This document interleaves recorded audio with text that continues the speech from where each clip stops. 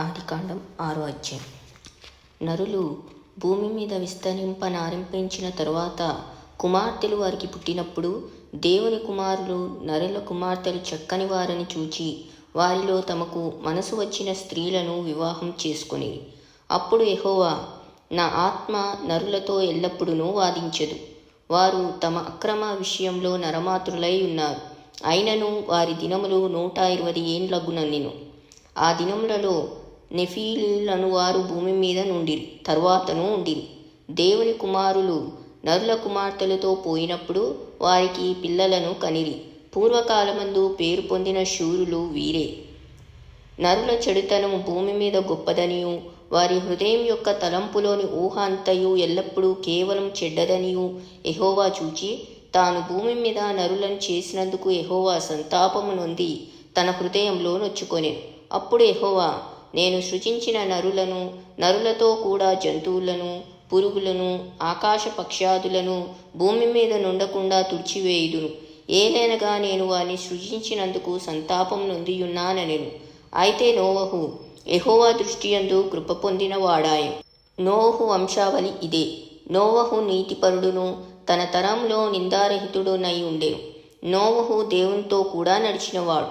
షేము, హాము, యాపేతను 3 కుమారులను నోవహు కనెను. భూలోకము దేవుని సన్నిధిని చెడిపోయి ఉండెను. భూలోకము బలాత్కారంతో నిండి ఉండెను. దేవుడు భూలోకమును చూచినప్పుడు అది చెడిపోయి ఉండెను.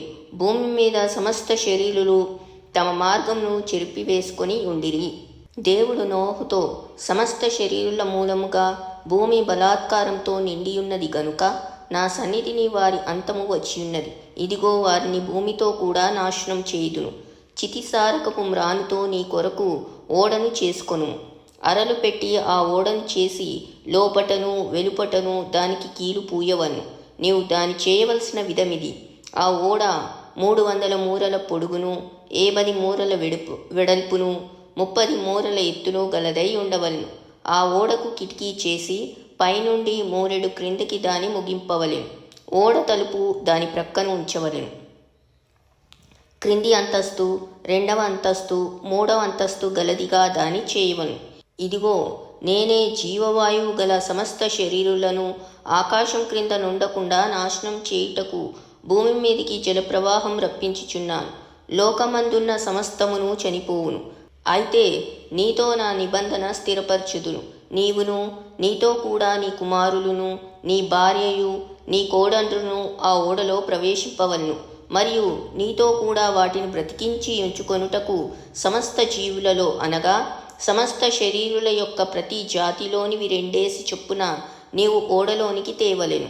వాటిలో మగదియు ఆడదియు ఉండవలను. నీవు వాటిని బ్రతికించి ఉంచుకొనుటకై వాటి జాతుల ప్రకారం పక్షులలోను, వాటి జాతుల ప్రకారం జంతువులలోను, వాటి జాతుల ప్రకారము నేలను ప్రాకు వాటన్నింటిలోనూ ప్రతి జాతిలో 2 చొప్పున నీ యొద్దకి అవి వచ్చును. మరియు తినుటకు నానా విధములైన ఆహార పదార్థములను కూర్చుకొని నీ దగ్గర ఉంచుకొనుము. అవి నీకును వాటికిని ఆహారమగునని చెప్పాను. నోవహు అట్లు చేసెను. దేవుడు అతనికి ఆజ్ఞాపించిన ప్రకారం యావత్తూ చేసెను.